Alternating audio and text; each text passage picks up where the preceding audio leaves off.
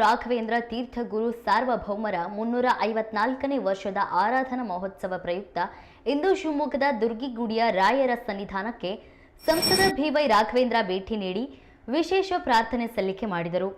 ಯತಿವರಿಯರಿಗೆ ಭಕ್ತಿಯಿಂದ ನಮಿಸಿ ಆಶೀರ್ವಾದ ಪಡೆದುಕೊಂಡು ನಾಡಿನ ಹಾಗೂ ದೇಶದ ಒಳಿತಿಗಾಗಿ ಪ್ರಾರ್ಥಿಸಿದರು.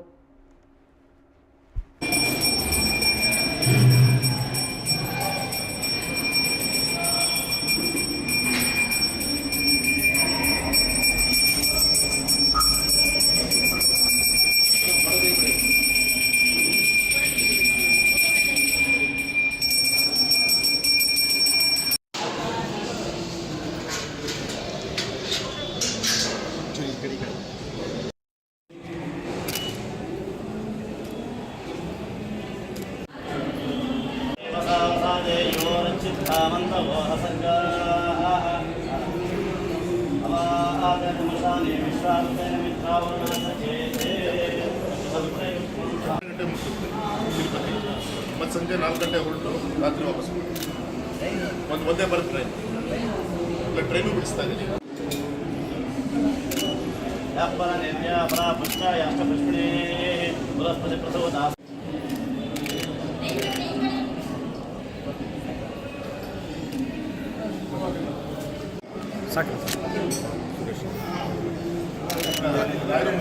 ಕಾಣ್ತಾನೆ ಚೂರು